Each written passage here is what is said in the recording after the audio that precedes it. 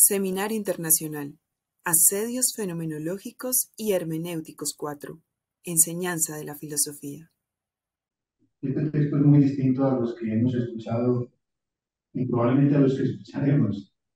Yo le daría el nombre de un ejercicio filosófico con un trasfondo fenomenológico.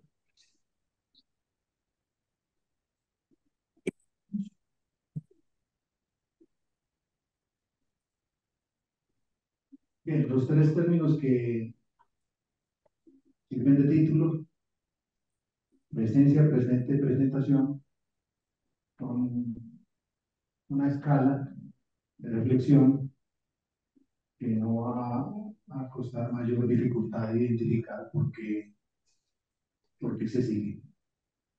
Entonces, en tres pasos, con un buen IQ, vamos a hacer este recorrido. Presencia. Antes de empezar, este texto está dedicado a mi hermana Graciela. Ella me colaboró para despejar algunos aspectos relacionados con la presencia. Presencia. Ciertamente la presencia de las personas, la de otros seres vivos y la de las cosas, tiene una contundencia que se puede calificar como suficiente. Pero será la puesta en relación, la consideración y el tratamiento que se derive de su presencia lo que decidirá absolutamente todo. La presencia establece un vínculo entre esto y aquello, entre yo y tú, un advertir, un contemplar, un reconocer que la cosa o la persona en principio está allí y que de ello se cobra una certeza. La presencia es la condición absoluta de estar, ser y participar de una acción, o como se ha dicho, de una relación. Si la cosa o la persona pudieran estar solas en el mundo, ello no equivaldría a ser una presencia, sino al impedimento de serlo por su inmensa lejanía. En tales circunstancias, solo que se conseguiría hacer referencia a que en tal o tal mundo hay algo que es esa cosa, o alguien que es esa persona.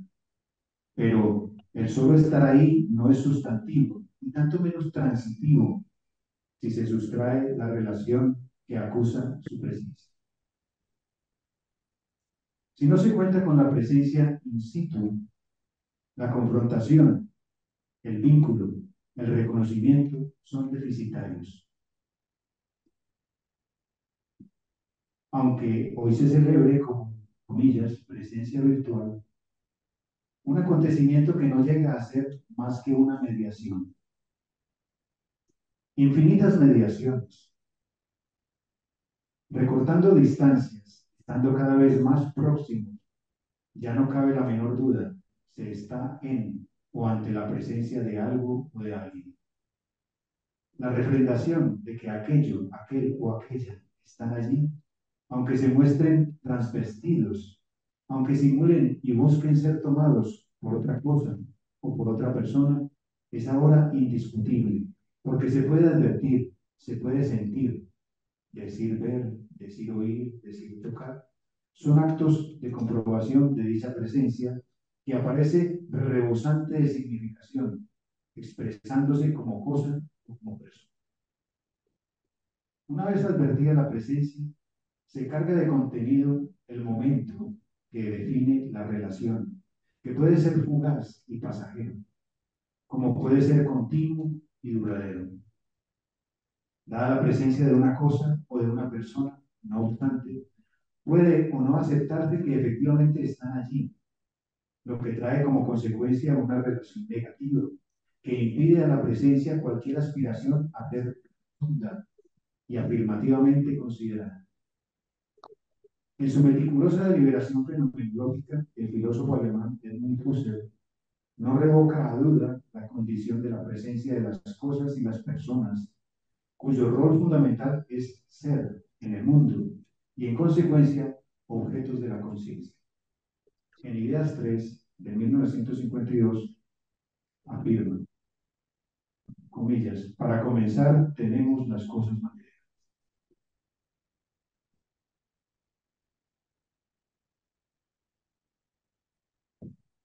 Colocarse en la presencia de aquello que en un principio se nombra cosa, que bien puede ser un objeto definido, acarrea consideraciones que se deben valorar, porque la sola enunciación, estar en presencia de, elude cualquier acto de indiferencia y reclama en cambio una suerte de atención y expectativa que llenan de contenido el momento y la experiencia que se vive.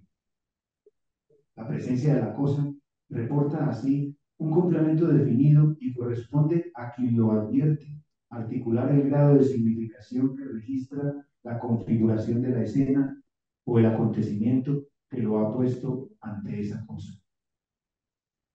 En las líneas literarias, particularmente narrativas, es imperioso hacer exposición de la presencia de las cosas. Cada que se recrea un espacio bajo los servicios de la descripción, preanunciando así, por asociación, los rasgos característicos de los personajes. El siguiente es un fragmento de la novela Hojitas Pintadas de 1968 del escritor argentino Manuel Rulfo. Dice, el ya mencionado jueves 23 de abril de 1937, Antonia Josefa Ramírez, también llamada por algunos Rabadilla y por otros Raba, se despertó con el piar de los pájaros anidados en el algarrobo del patio. Lo primero que vio fue el cúmulo de objetos arrumbados en su cuarto: botellas de levantina, damajuanas de vino, latas de aceite, una barrica de vino oporto, ristras de ajo colgadas de la pared, bolsas de papel, bolsas de papas, de cebolla, latas de queroseno y panes de jamón. Ahora bien, lo que cada cosa sea lleva como propósito confrontar el conocimiento o el desconocimiento que se tenga de ella. En otras palabras, estar en la presencia de determinada cosa reporta la orientación de la relación que se establece con ella, o como sostiene la hermenéutica, la vivencia que se alcanza. Que si en muchas oportunidades pareciera estar dada, sin esperarse que algo diferente ocurra, en otros casos se desborda el marco de la consideración habitual, desplegando sensaciones, emociones y conocimientos nuevos, inéditos, inusuales, raros, diferentes. También puede ocurrir que lo que se había prefigurado como expectativa se vea defraudado al llegar al momento de contemplar y considerar la presencia de la cosa. A esta variabilidad se suma el hecho de que desde la consideración de distintos individuos, la observación, valoración y juicio sobre la presencia de determinada cosa no consiga ser homogénea, aunque unánimemente se sostenga que en efecto aquella cosa está presente. De la puesta en relación con la presencia de la cosa se desprende una experiencia, una confrontación, de la que, en los mejores términos, darán buena cuenta la memoria y el conocimiento.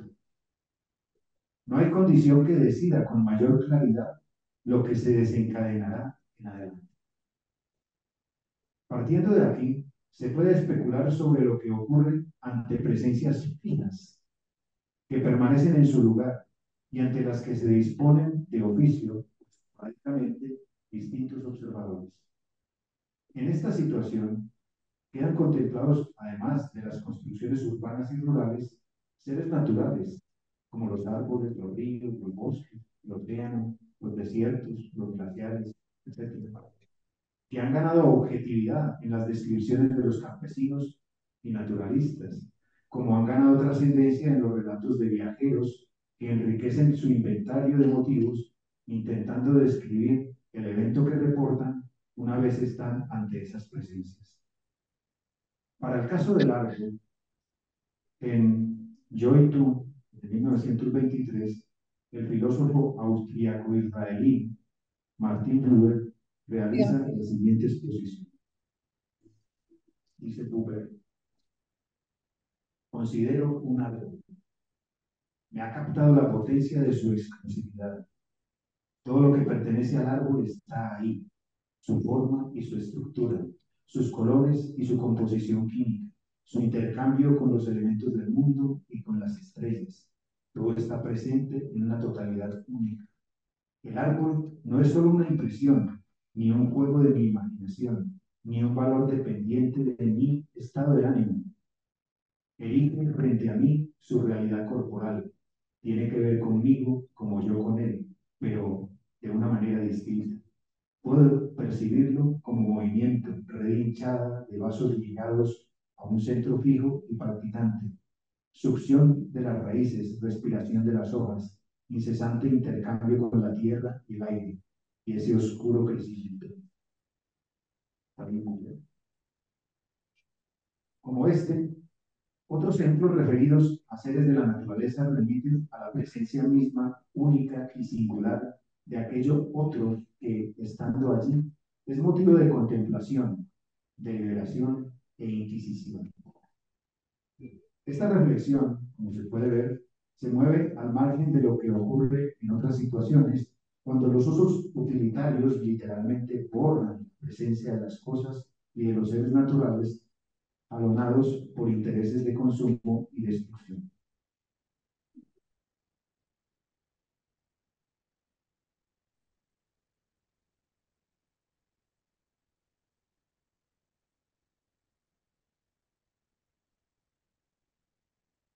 Agregando señales a la orientación de Buber, la presencia de las cosas, como la de los seres naturales, brinda la ocasión de otras tantas consideraciones en las que se privilegia la clasificación, la medición, la contemplación, el estudio, la afectividad, sin dejar por ello de ser, como presencias, objetos contundentemente ciertos ganados de forma, estructura y funcionamiento. Más allá de la impresión que genera su presencia, son la experiencia del otro, planificada y planificante de principio a fin. Y son, asimismo, presencias fijas las obras de arte, pinturas, esculturas, moles arquitectónicas. Allí llegan los observadores jalados por el interés de presenciarlas, de desplegar su asombro y fascinación, corriendo en muchos casos el riesgo de quedar subyugados por la belleza y el impacto y el ímpetu que despliegan esas presencias, sus formas, sus colores, sus contrastes, sus motivos. Aún contando con los sofisticados recursos de la reproducción técnica de las obras de arte en libros, fotografías, videos y películas, que siembran el optimismo de que el conocimiento de las obras ya está dado, la experiencia que se reporta ante las propias obras no es la misma. La definición clínica del síndrome de Stendhal prende las alarmas del impacto que llega a producir la experiencia de la presencia de determinadas obras de arte. Dicho síndrome puede catalogarse como una enfermedad psicosomática causada por un elevado ritmo cardíaco, felicidad, palpitaciones, sentimientos incomparables y emoción cuando el individuo es expuesto a obras de arte, especialmente cuando estas son consideradas como extraordinariamente bellas. Estas fueron las razones del propio Stendhal en su visita a la Basílica de Santa Croce en Florencia. Dice o contó Stendhal lo que le pasó. Había llegado a ese punto de emoción en el que se encuentran las sensaciones celestes, dadas por las bellas artes y los sentimientos apasionados. Saliendo de Santa Croce, me latía el corazón.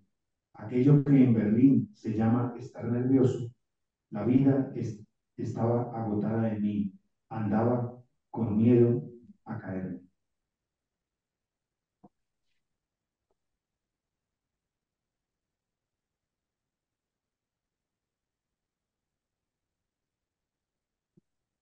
En un anexo titulado La présence, la presencia, del libro póstumo Lo visible y lo invisible de 1964, el filósofo francés Maurice Merleau-Ponty toma como primera verdad tanto la presencia ahí de alguna o de una multitud de cosas, como el hecho de que alguien se encuentre instalado ahí mismo, volviendo su atención hacia dichas cosas de las que afirma, dice Merleau-Ponty.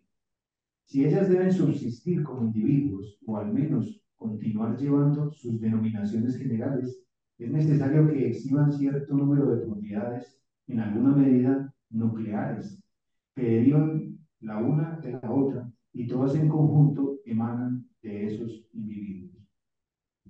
Bajo esta condición, el ejercicio que se despliega a partir de la presencia de las cosas es propiamente fenomenológico, dando a la percepción, que puede ser tanto visual como táctil o auditiva, la prioridad necesaria para que en los registros de la conciencia vayan quedando evidencias y refrendaciones de la identificación, estado y reconocimiento de aquello que, sin mayor prejuicio y de modo incontestable, es la presencia clara del nudo de propiedades que corresponden a determinada cosa, a determinado ser. Merleau-Ponty vincula dicho nudo de propiedades a la identidad misma de la cosa, de la que afirma. Dice, esa suerte de plano propio, de reposo en ella misma, esa plenitud y esa positividad que le hemos reconocido, exceden ya la experiencia, son ya una segunda interpretación de la experiencia.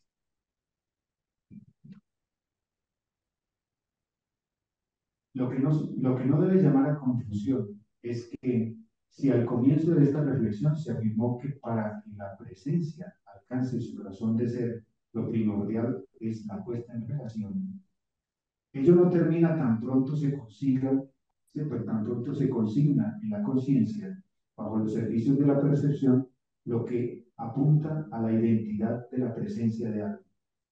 Porque de este paso de orden fenomenológico se da lugar a un segundo paso, hermenéutico, que consiste en la interpretación de la experiencia. Es como si dijéramos que se extravía la ruta de la experiencia de una presencia cuando el observador se instala en el escenario como versión supernumerable, más allá de lo que simplemente es. ¿Y todo por qué? Si no significa ninguna pérdida de identificar en la presencia de las cosas lo que sencillamente son. Pero la nebulosa hermenéutica quiere verlo todo como algo más, algo mayor, algo trascendental. El silencio, para dar un ejemplo, vale por el silencio mismo, no por la frase que construye un intérprete sobre la solemnidad y el misterio de hondo misticismo que supuestamente resuena en el silencio. Todo intento de interpretar qué es lo que el observador obtiene de la presencia de las cosas tiende a caer en el staccato o en la simplificación de conceptos, extrapolaciones. En otras palabras, la observación como el sello o la interpretación trae como consecuencia una toma de distancia de lo que es y reclama ser considerado como tal. Bajo la insignia de la interpretación, lo que fuera una presencia será en adelante muchas cosas a la vez. En este plano de valoración ingresa con una determinación semejante la puesta en relación de la presencia entre seres humanos, cuyos procesos de observación, acercamiento y tocamiento, si es el caso, despliegan con particular interés la trama hermenéutica para la que la valoración de la presencia de alguien no se reduce a la identificación del número de propiedades que consiga reportar la percepción, sembrando claridad sobre quién es. Lo que queda definido aquí es el vínculo tú a tú, en el que tanto observan, consideran y toman nota uno y otro, o dicho de otra manera, las presencias se ofrecen unas a otras en simultaneidad. Entre personas hay una donación de significación genuinamente humana, social y cultural, que cuenta por anticipado con preconceptos, prejuicios e interpretaciones que serán puestas en un nivel de comprobación y contrastación, tan pronto se configure la escena, el momento y los roles que cumple cada una de las presencias. Poco sería decir que afloran en estos casos manifestaciones de encanto, intimidación, temor, confianza, emoción, desilusión, fastidio, atracción, repulsión, seducción, etc. Los pormenores de cada una de estas manifestaciones abonan conocimiento a lo que revela de sí cada presencia, al rigor psicológico de su expresividad o autocontrol, y no menos importante, a la faceta social que sustenta su identidad y que revela evidencias en los usos del lenguaje, los gestos, la presentación formal y otros detalles. Esta es la presencia.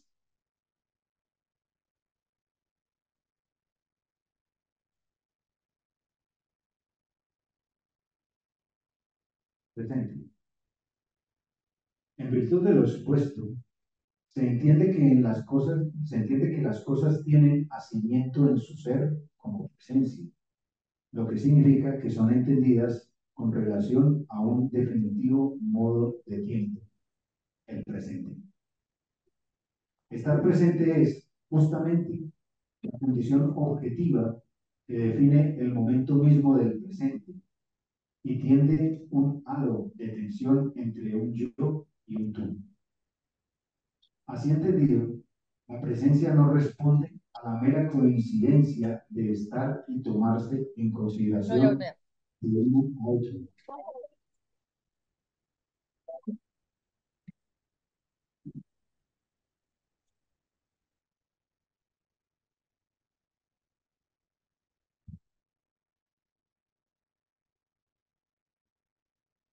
Entendido, la presencia no responde a la mera coincidencia de estar y tomarse en consideración de uno a otro, sino a la sustentación de estar presente, derrocando lo que pueda corresponder al pasado, a la ausencia o no presencia.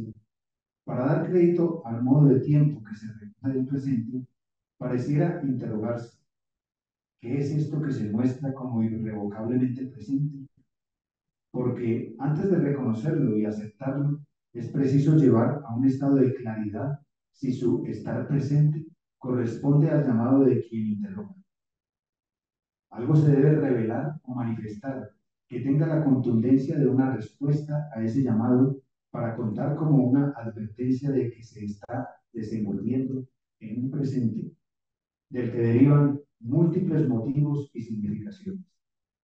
Dicho filosóficamente, la presencia la presencia en el mundo hace referencia a la constitución del modo del tiempo presente, conforme se reconoce la orientación de la percepción y la conciencia hacia lo que afirma y confirma dicho presente. Una vez concernida la presencia, se despliegan otros planos de consideración que trascienden el momento mismo, porque lo que puede dar lugar a una observación, por meticulosa que ésta sea, no se agota en la condición de encuentro o cercanía, pues al fundar el modo del tiempo presente, su sello de valoración es la trascendencia derivada del conocimiento y la experiencia. Solo en el presente, refrendado con la presencia, se impone lo que contundentemente es, sin el servicio de mediación alguna, que desglose su constitución y su sentido. De la presencia al presente no hay tránsito, siendo la primera, ontológicamente, la condición de la visión de la forma y contenido que se alcanza como sustentación de su estar ahí, estando presente, en tanto que el segundo juega un papel definido en la escala del tiempo, no siendo pasado ni futuro, sino plena y contundentemente exposición de la duración y permanencia que lo definen como presente. La presencia que se proyecta como instancia de su propia evidencia participa del sentido que da estatus al presente. Si el fluir temporal retira la presencia, consecuentemente pierde esta su resolución como presente. A esta situación el filósofo alemán Martin Heidegger la llama en el momento de la visión, de la que argumenta, dice Heidegger. En el momento de la visión nada puede ocurrir, pero como un auténtico presente o estando para, el momento de la visión nos permite encontrar por primera vez qué puede ser en un tiempo como dispuesto a la mano o presente a la mano. Un poquito oscuro, pero pensando los espacios del sentido. Heidegger hace énfasis en el momento de la visión, respondiendo afirmativamente a la etimología de la palabra presente, del latín presens entis, lo que está a la vista, lo que se hace ver en el momento en que sucede. Haciéndose presente, toda la potencialidad de estar se entrega a la consideración abierta de ver y tomar noticia, ver y auscultar, ver y reconocer. Pero la garantía de, pero la garantía que da la visión puede desplazarse a otras comprobaciones, como oír, tocar, tomar con las manos, que reducen la duda ganando una amplitud de lo que discurre en el modo del tiempo presente, aunque se ponga en juego el fraude de la suplantación de una presencia por otra. Ello no desactiva el presente, como se recrea en el episodio bíblico en el que Isaac, ya muy viejo y completamente ciego, llama a Esaú, su hijo mayor, para darle su bendición antes de morir. Al oír las palabras de Isaac, Rebeca, su esposa, llama a Jacob, el hijo menor, para que suplante a su hermano y reciba la bendición.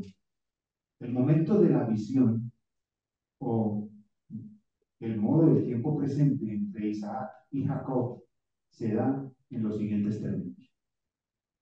Pues, citado de una muy buena versión de la Biblia. Entonces Jacob entró donde estaba su padre y le dijo: Padre, aquí estoy, ¿cuál de mis hijos eres tú? Preguntó Isaac. Soy Esaú, tu hijo mayor, contestó Jacob. Ya hice lo que me dijiste. Levántate, por favor, siéntate y come del animal que he cazado y dame tu bendición. Entonces Isaac le preguntó: ¿Cómo pudiste encontrarlo tan pronto, hijo mío? El Señor tu Dios me ayudó a encontrarlo, respondió Jacob. Pero Isaac le dijo: Acércate y déjame tocarte, a ver si de veras eres mi hijo Esaú. Jacob se acercó para que su padre lo tocara. Entonces Isaac dijo: Voz es la de Jacob, pero los brazos son los de Esaú. Así que no lo reconoció, porque sus brazos tenían mucho pelo, como los de su hermano Esaú. Pero cuando iba a darle su bendición, volvió a preguntar: ¿De veras eres mi hijo Esaú? Sí, soy Esaú, respondió Jacob. Entonces su padre le dijo: Sírveme, hijo mío, para que coma yo de lo que cazaste, y entonces te daré mi bendición. Jacob le sirvió de comer a su padre y también le trajo vino.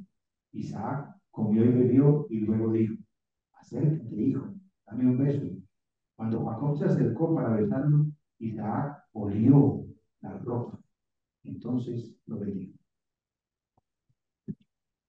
Como lo revela este episodio, el modo del tiempo presente que da sentido a la presencia responde a la orientación que pueda recoger la validación fenomenológica que ofrece la percepción. Isaac se esfuerza por desestimar su primera impresión auditiva cuando cree reconocer a Jacob, su hijo menor, pero su balance final, luego de indagar táctil y olfativamente a quien se ha hecho presente, suma evidencias para creer, reconocer a Esaú, su hijo mayor, y en consecuencia darle su bendición. La presencia de Esaú está dada por persona interpósita, lo que no obsta para que se desenvuelva ante Isaac el modo del tiempo presente. Pese a que la continuidad se ofrece como la principal certeza del tiempo, el presente consigue retener versiones y sentidos que constituyen hitos y actos de fundación, lo que se puede nombrar como presenciación, no solo de seres vivos, objetos y espacios, sino también de acciones e ideas. Esta es, si se quiere, la matriz de la historia, la ocasión de impactar el estado de las cosas con un agregado más y otro más y otro más, que marca el ritmo del presente, conforme va trazando huellas del pasado y va proyectando rutas hacia el futuro. A la disposición del modo del tiempo presente se le suma una situación más cuando, antes que considerar como dadas o fijas una o múltiples presencias, Lo que reclama atención es un hacerse presente que irrumpe en el presente. En un en un sentido positivo, hacerse presente puede cobrar una dimensión humana monumental si se considera en términos positivos la descarga emotiva que representa el hecho de que, por ejemplo, después de una larguísima ausencia, alguien a quien se recuerda bien se hace presente, está aquí. Qué asombro, qué alegría. Y se le ausculta como venido de otro planeta, como regresado de las profundidades del pasado, pero también se hacen presentes presencias desagradables, nefastas, intimidantes, asesinas, que imponen su marca en el presente, dejando en el pasado un lastre de pasiones tristes que corresponderá al futuro juzgar y reflexionar.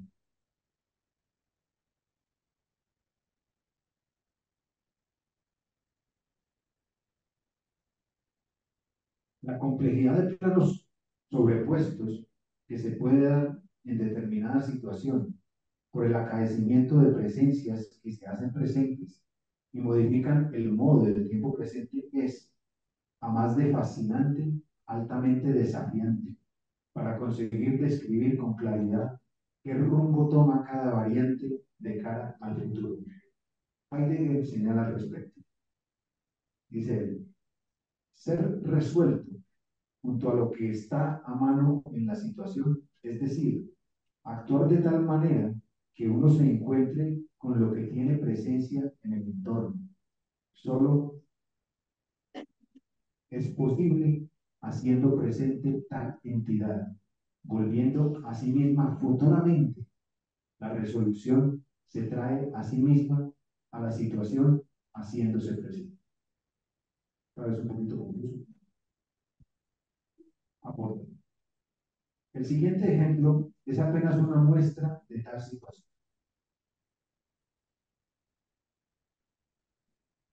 En el regreso del hijo pródigo, Meditaciones ante un cuadro de Rembrandt, de 1992, el sacerdote de Países Bajos, Henry Owen, narra la expectativa que tuvo desde el momento en que vio por primera vez en un cartel la reproducción del cuadro El regreso del hijo pródigo de Alan.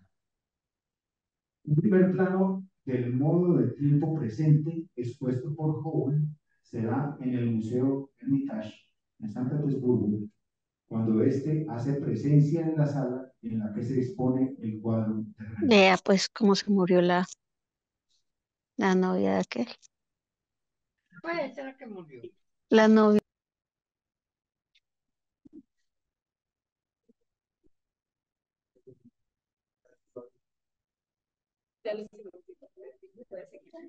Auxiliar aquí.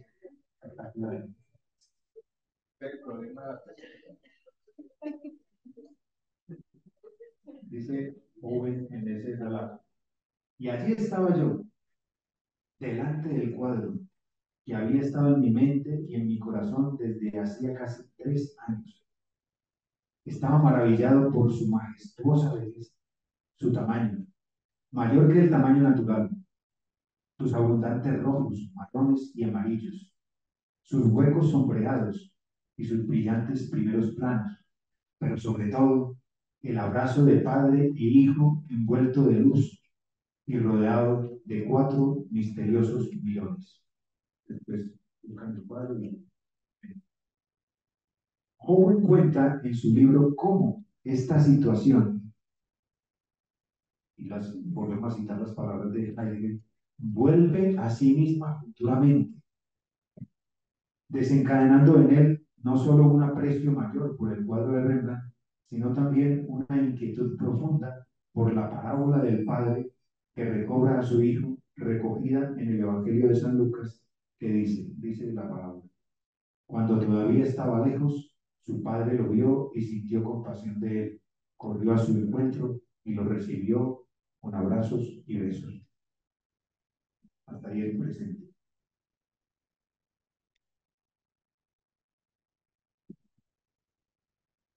Sí.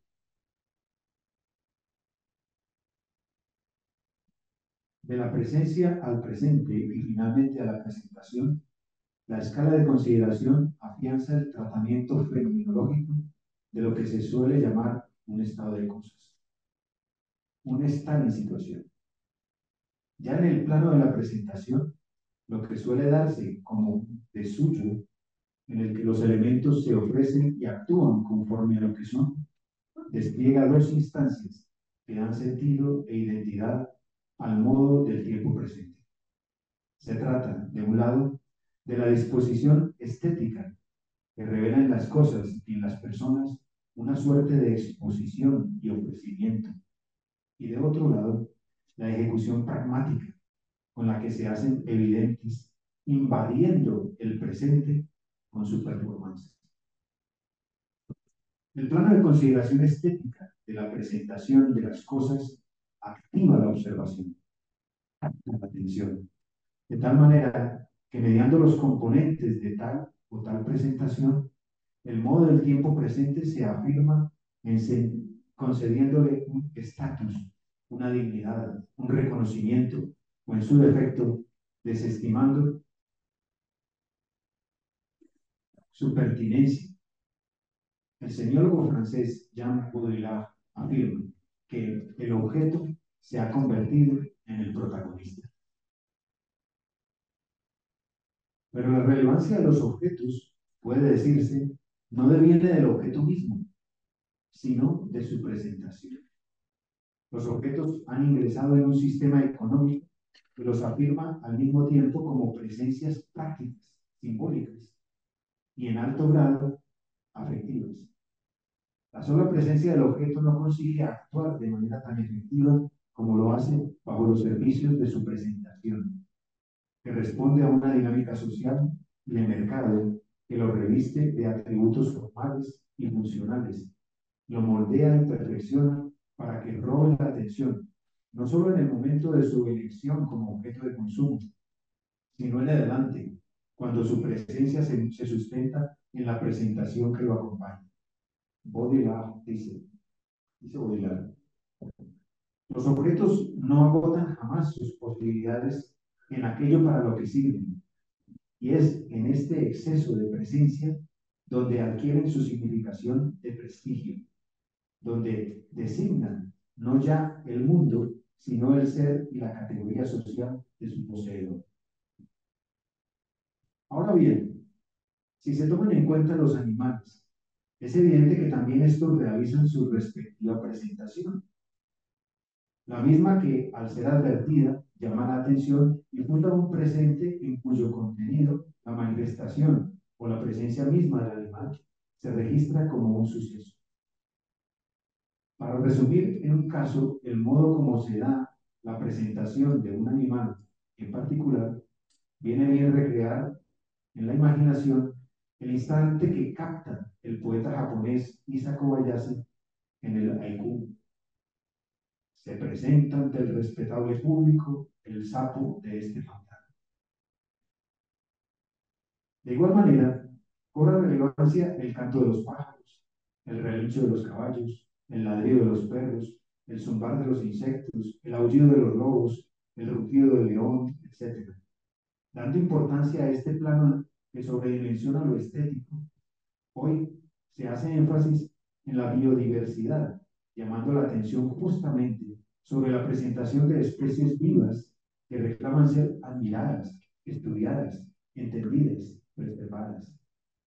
El llamado es de orden bioético, dirigido al ser racional por excelencia, para que, mediando la sensibilización y comprensión del sentido de la vida, dé un giro a su proyecto colonizador y depredador, reinstalándose fenomenológicamente en el mundo, valorando la presencia y la presentación de los seres vivos.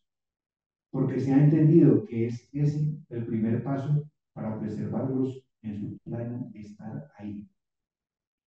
En una escala superlativa de la consideración estética, es bien conocida la calificación de fenómenos naturales como las tormentas, los relámpagos, truenos, vendavales, oleajes, atardeceres, amaneceres, aurora boreal, etc., como sublimes.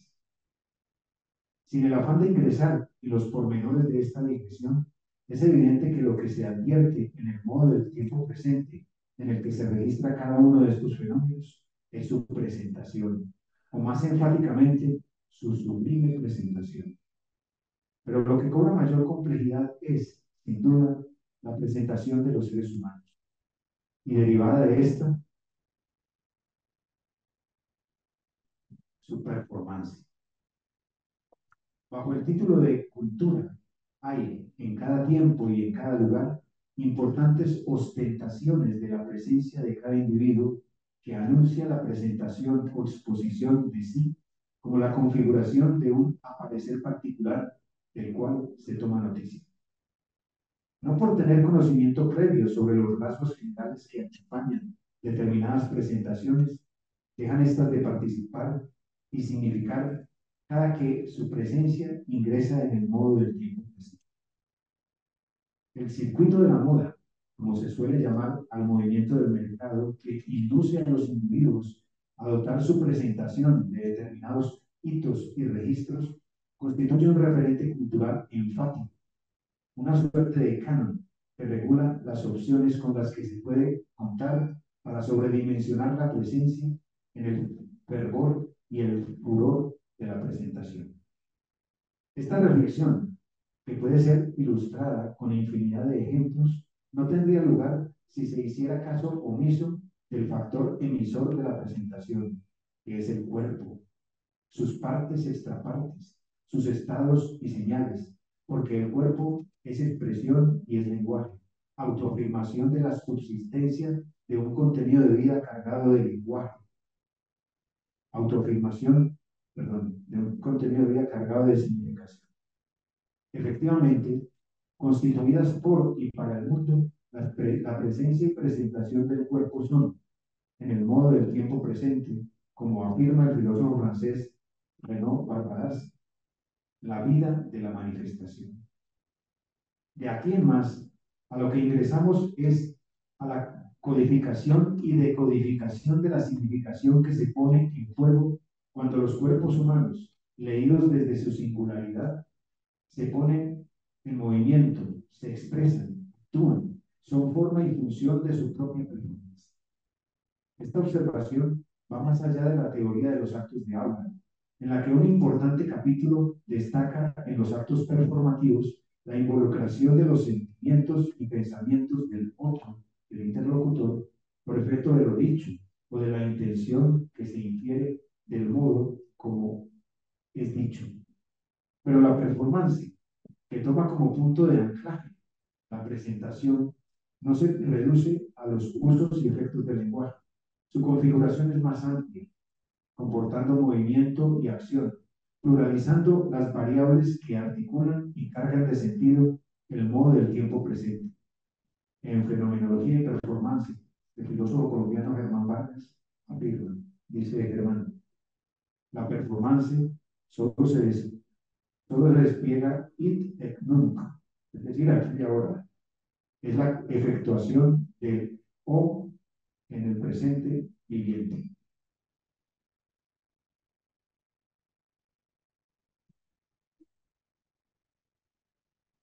La leí un poquito mal.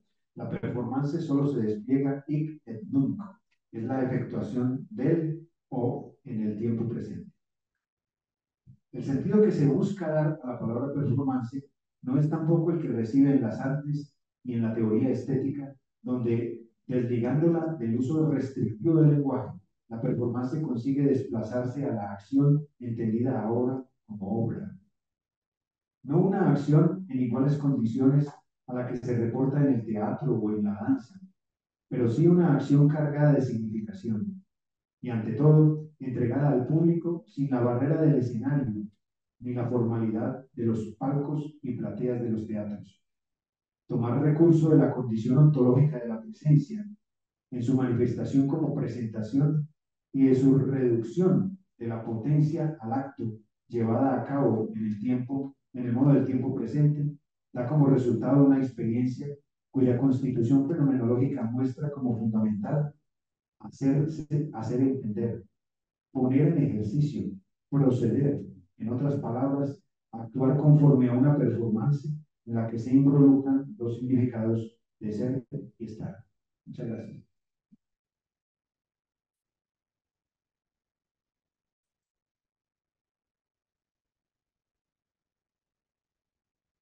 Muchísimas gracias, profesor Juan Manuel Cuartas. ¿Quién tiene preguntas o comentarios?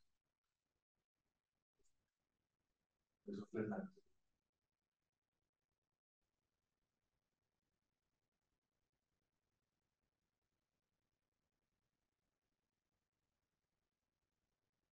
Gracias, profesor Juan Manuel, por su presentación y sobre todo eh, haciendo, digamos, entendiendo un poco significación al propio nombre de su texto, por la presencia poética del texto, sí, es profundamente sensible en cada una de sus presentaciones.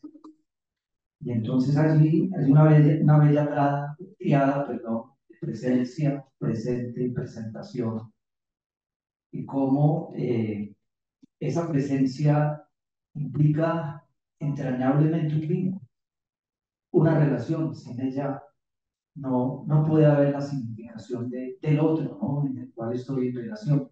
Y eso me llevaba, mientras usted estaba en la exposición, a pensar sobre el asunto que estamos aquí pensando también, y es la enseñanza de la filosofía, ¿no? Entonces, ¿qué significa para un estudiante de filosofía, para un profesor de colegio de filosofía y para nosotros también como profesores dentro de la universidad, la presencia de la filosofía frente a un mundo que reclama en estos momentos la urgencia vital, ¿no?, de la reflexión filosófica en sus problemas urgentes, más que la recepción filosófica de los autores? Ese reclamo es tan fundamental y quisiera que usted nos compartiera un poco.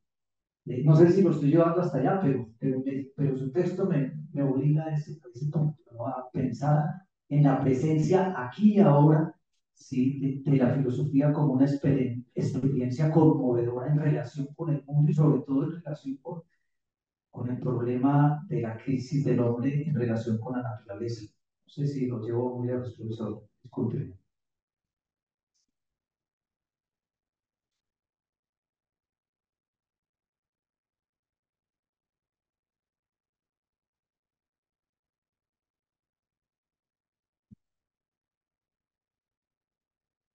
Gracias por la pregunta, por el comentario. El énfasis en el que lo hace, ese es precisamente el que necesitamos.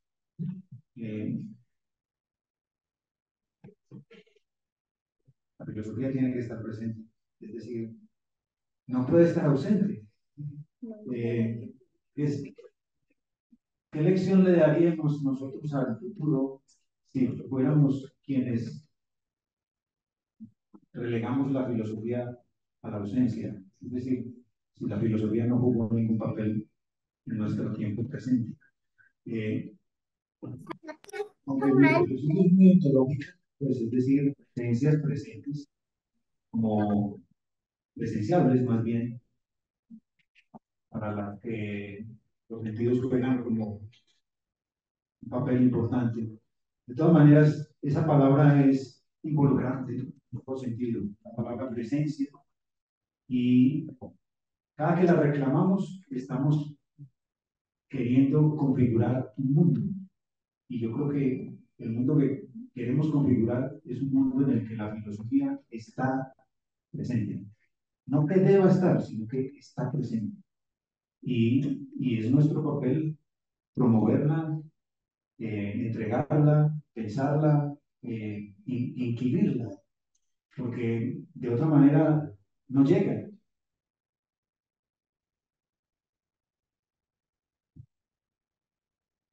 Gracias, profesor. ¿Hay alguna pregunta adicional, un comentario? Profesor.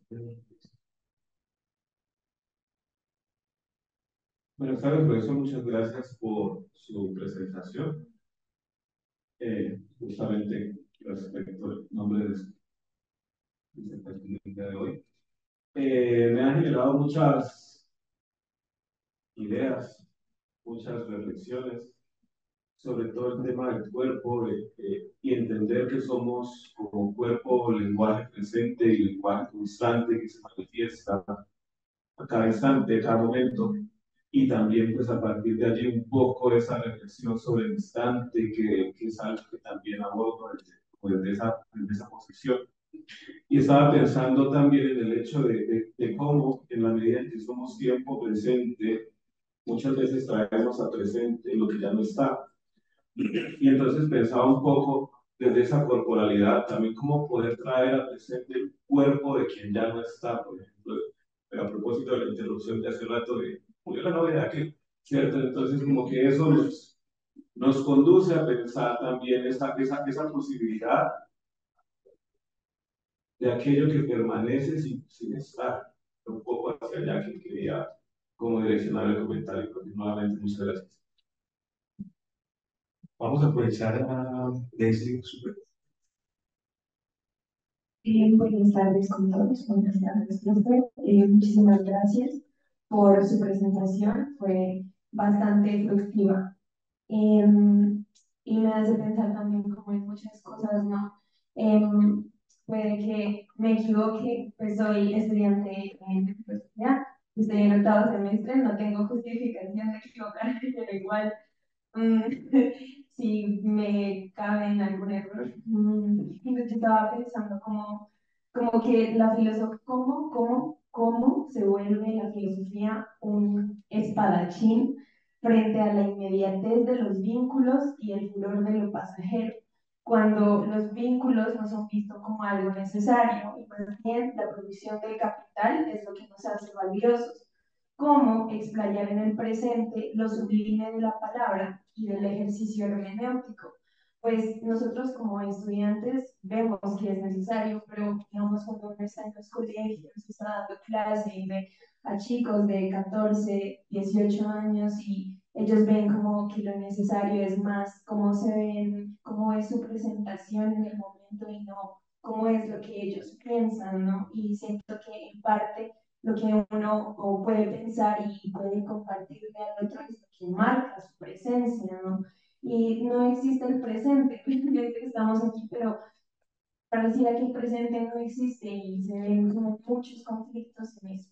Entonces, como que estaba pensando en eso y también pedirle que hubo una parte de su presentación en donde mencionó el silencio, que fue en la presencia y su razón de ser. Se me fue un poquito el hilo en esa parte, pero hablaba usted sobre como ese silencio, entonces como si podría como profundizar un poquito más.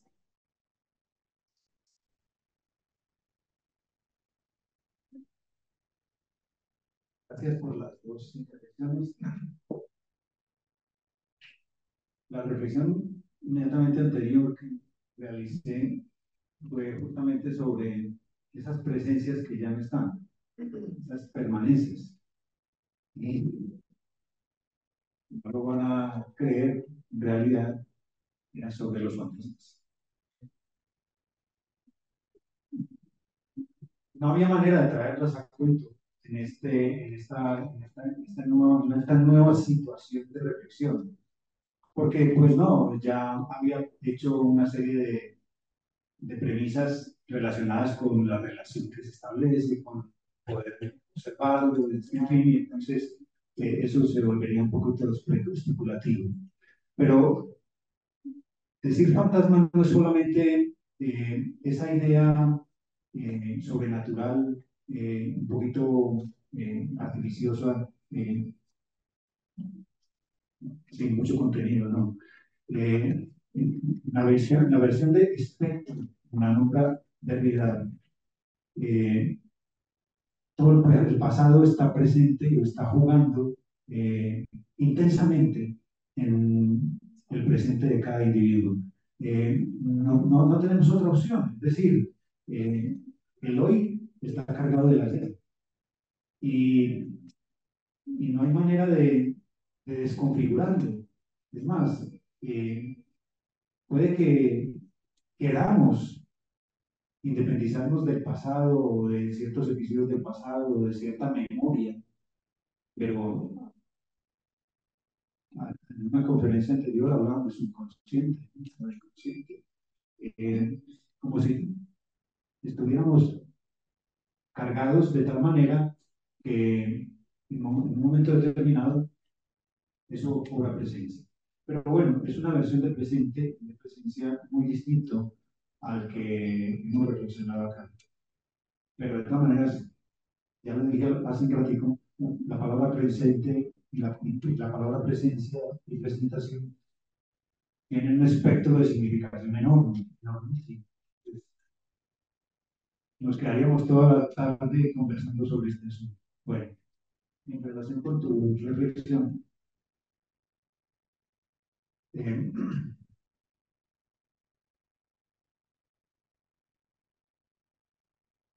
el silencio. Cuando realmente es silencio,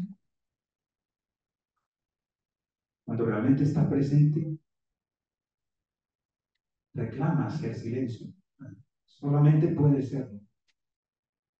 Si ya hay una versión acerca de él, ya no es silencio. Por más que esa versión se apoye como en la poesía. Entonces, es una manera poética de hablar del silencio. Eso es todo, pero no es silencio. Pero cuando hay silencio, hay una presencia muy particular, con un sentido y un contenido muy particular que solamente podemos entender de lo que eso está manifestando que es. Esa era tu segunda parte. Y en relación con la primera parte, recuérdame un poquito, una palabra. Ah, ya, bien. El filósofo danés Søren Kierkegaard es llamado el filósofo de la inmediatez. Kierkegaard enseña algo muy importante, y es que la única versión de tiempo realmente constituyente de la experiencia es la inmediatez. Y la única versión de contenido o de significación para la existencia misma es la repetición. Yo creo que los filósofos vamos a tener que darle una mirada de nuevo a Kierkegaard, porque estamos en los tiempos de la mediación. Y la única manera de desconfigurar la mediación es la repetición. La mediación, por supuesto, se enriquece de versiones de mediación, pero ninguna mediación es presencia. Ninguna mediación es un presente configurado como presente. Está asaltado por la virtualidad y eso pone otras condiciones. Pero en la inmediatez se da la posibilidad de la repetición. Y el verdadero presente es el que nos recupera de manera repetida una presencia. Cada uno de nosotros es un ser repetido. Y cada que encontramos a alguien y lo saludamos es porque la repetición está haciendo o realizando una versión de presente. Eso me parece fundamental. No lo abordé aquí porque empieza por él. Las tres palabras que leí empezaban por él. Bueno. Muchas gracias.